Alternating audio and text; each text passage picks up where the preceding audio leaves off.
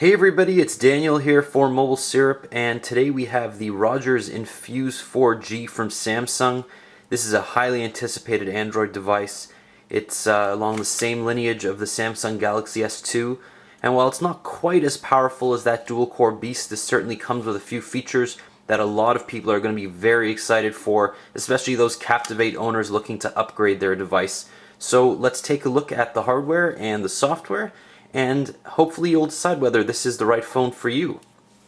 So you can see, actually you can't see because there's no scale, but this phone is huge. It's 4.5 inches in diameter, in diagonal length, and it's got an 800 by 480 Super AMOLED Plus display. That means it's running the same technology as the Samsung Galaxy S2, those very vibrant colors, those deep dark blacks. That's why you can't even see the screen right now.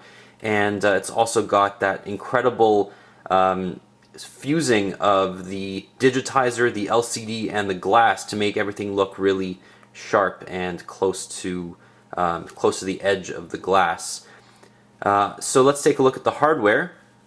On the left hand side we have a volume rocker. This is a little bit more delineated and sticks out a bit more. It's also more attractive than the one on the Galaxy S2, and I really like it. You'll also notice that there's this kind of charcoal-y colored chrome bezel here. That's very nice and not garish at all. The Rogers Captivate was also one of the nicer Samsung Galaxy S series devices. So Rogers seems to be getting the lookers of the Galaxy S series, even though Bell did get the Performer. So on the left hand side we have the volume rocker. Bottom of the device we have a microphone and a micro USB port. Keeping it simple, on the right hand side of the device we have the power button. You'll also notice this slight chin on the back bottom here, and that's familiar to most Galaxy S owners. On the top of the device we have another noise cancelling microphone and the 3.5mm headphone jack. On the back of the device we have this textured backing here, also very similar in design to the Galaxy S2, although this seems of higher quality. It's also more ribbed to give you a bit more friction, and it's a lighter gray. But there's very similar design qualities in both the Galaxy S2 and the Infuse 4G. You have an 8 megapixel camera with LED flash, and to take it off, the piece of plastic here is removed. And while it does look thin, again, like the Galaxy S2, this bends very easily and does not go out of shape. This is a 1750 milliamp hour battery here, so lots of power backing this 4.5 inch device. As you can see, it's locked to Rogers, and if you can't see the micro SD slot, that's because it's tucked right underneath the SIM card slot. I couldn't find it either until I had to take a quick look around. To get the battery cover back on, you just snap everything back into place like so. So, improvements from the Captivate, we now have a LED flash here. On the bottom we also have a nice mono speaker, which puts out some pretty decent sound. On the front of the device we have a VGA front-facing camera, this speaker bezel here, as well as 4 capacitive touch buttons. We have menu, home, back, and search. Turning the device on, you'll see that it is running the same version of TouchWiz as the original Galaxy S Captivate. This is TouchWiz 3.0. However, the overall OS has been updated to Android 2.3 Gingerbread, which is advanced over the Infuse 4G that launched on AT&T earlier this year, which launched with Froyo and is still awaiting an upgrade.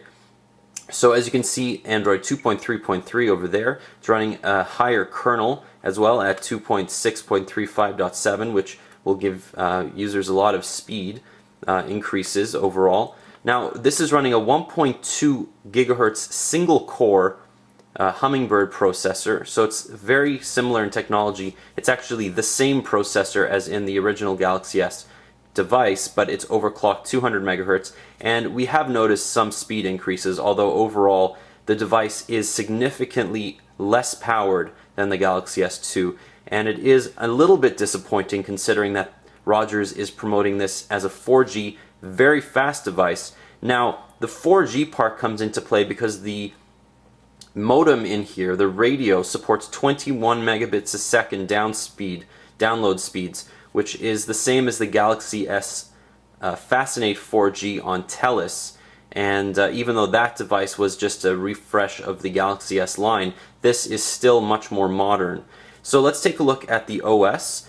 We have our TouchWiz 3 layout here with the 3 permanent icons on the bottom and the applications button to get into the app drawer. These, unlike in TouchWiz 4, are not editable, so these are permanent selections over here. Rogers bundles 2 and only 2 apps, which is nice to see. We have Your Music, which is their app, which is their music store rather, and we also have the My Account app, which is indispensable for those people who need to keep track of their usage. Also coming here on the left-hand side is a Feeds and Updates widget, which shows you either Twitter, Facebook, or MySpace, and you can consolidate all of them. I've loaded my Journey Dan Twitter account. You can set it to update every hour, 4 hours, 8 hours, or once a day. You can also interact with it, however, you cannot click on any other users. You can only retweet or reply to the tweet, like so. You'll notice that the keyboard has also been updated for Gingerbread. It's very usable now. It's also multi-touch compatible, and it's identical to the one in the Galaxy S2. However, the keyboard is not what we would consider a high-quality keyboard overall, and that goes for all the Samsung keyboards. They're not that responsive, and even things like autocorrect are turned off by default. So if I type something and I get it wrong, unfortunately, it doesn't autocorrect automatically. You actually have to go into the settings manually, which I will show you, and enable predictive text. That is okay, not a big deal, but something that we think Samsung should turn on by default. When you also want to use another keyboard, the regular Gingerbread keyboard is loaded here, which is far superior, which is also appreciated, as well as Swipe, which we all know and either love or hate depending on it. So the boy went to the store. Very accurate, has built-in autocorrect, and this seems to be one of the later versions with a few features that have been upgraded from the previous ones, so that's nice and appreciated. A couple other widgets here. We have a YouTube widget as well, which is pre-installed. The YouTube app on Gingerbread is excellent, and on this screen, which is, as I said, 800 by 480, and it is very, very beautiful. Let's just load this trailer here to show you. I'm going to load it in high quality. You see how deep these blacks are, and this is streaming over Rogers network. Not sure what this is, but looks pretty cool.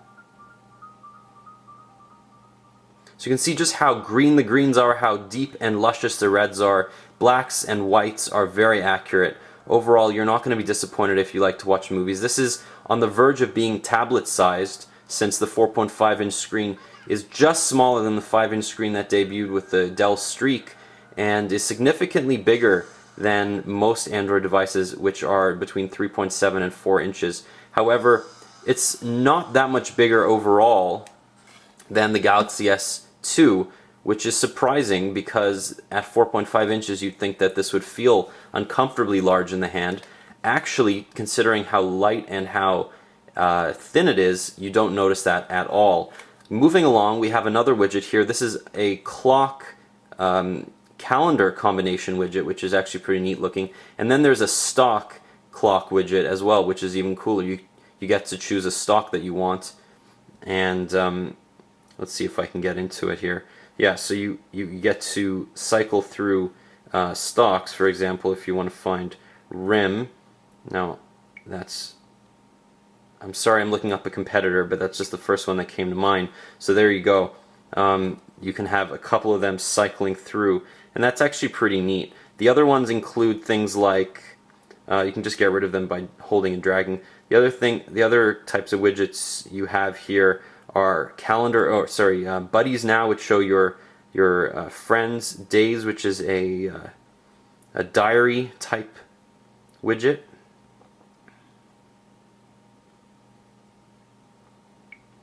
We also have regular Android widgets such as the power control, picture frame, news and weather, market, etc. So anything you'd expect from Gingerbread is indeed here in the build itself. Going into the app drawer, you'll notice that it's very similar. Actually, it's identical to the one in TouchWiz 3 on Froyo. That's not to say it's bad, it's just not updated to include some of the very appreciated features in TouchWiz 4, such as editing the screens, moving around these 4 permanent buttons over here, for example, and a couple other nice things. One thing we did notice was that there really is no bloatware. There's no game demos like Bell likes to put in. There's very little of that. And what you get are basically Google and a couple Rogers apps. Let's go into the camera app. This is an 8 megapixel camera. However, it does not support 1080p video. It supports 720p. Okay, so it defaults to 720 by 480, and it goes all the way up to 1280 by 720, which is 720p. Turn that around, and we have the ability to go to 8 megapixels here, and if we then flip the camera around, front-facing camera there, we get to go to, oh, that's more than VGA, sorry, that is 1280, so I think that's 1.3 megapixels. Very nice. So the internet browser is very similar to the one in the Galaxy S. So let's go to NewYorkTimes.com and take a look. This is the mobile page here, and we will load up the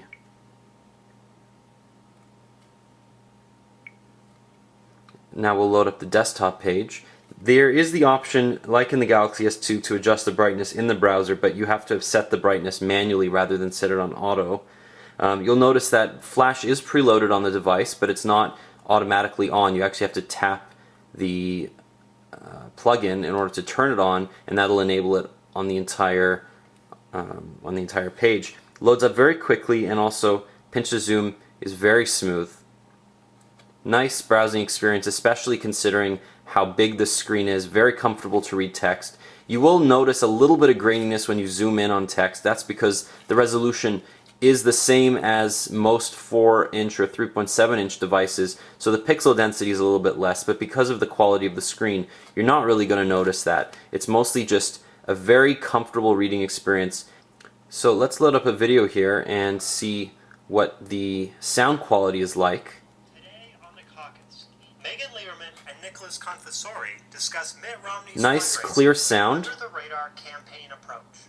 Also, Michael Shear on John and very good quality. You see the skin tones are quite accurate looking. For the former Utah governor. Alright, so enough American politics. So the browsing experience is excellent, as you can see. Overall, the quality of the apps included are pretty high. You have contacts. This is an interesting feature. You can swipe to the right to call somebody and then swipe to the left to message somebody. So say I want to message my friend Taxi, I can do that. And if I want to call Taxi like that, it will call that number right away. Very convenient and easy. Facebook is also preloaded. You have your 3D gallery, which comes standard on all Android devices. And you can see it loads quite quickly. Overall, if you're a speed demon, you may not be happy with the fact that this only has a single core processor, but to be honest, I did not notice a big difference between everyday usage on the Infuse 4G versus the Samsung Galaxy S2. If you do regular things like just browse the internet, play a couple games, listen to some music, and make phone calls, this is going to be an excellent choice for you. A quick quadrant test. I'll just run it here to take a look at what the results are. So you'll notice the device scored a 951, which is about 1/3 of what the Galaxy S2 gets, and pretty much in line with most first generation 1 gigahertz phones, and nowhere near even the Nexus 1 at running 2.2. Now, the Galaxy S series never really benchmarked all that well, but they performed extremely well, and that's because the GPU inside here is very powerful. So that's pretty much a quick look at the Infuse 4G from Rogers. It's going to be available on July 26th for $149.99 on a 3-year term and $549.99 without a contract. Thanks so much for watching.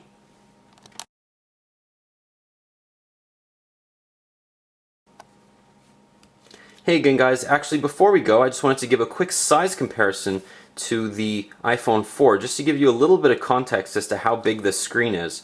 As I said, this is a 4.5 inch diameter diagonal screen, and this is a 3.5 inch diagonal screen, and you can see just the huge difference.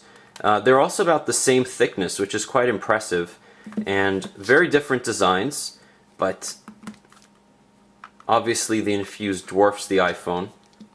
So if you're into big phones, even though this won't feel too big because it doesn't have a huge width footprint, this might be the phone for you. Okay, thanks again.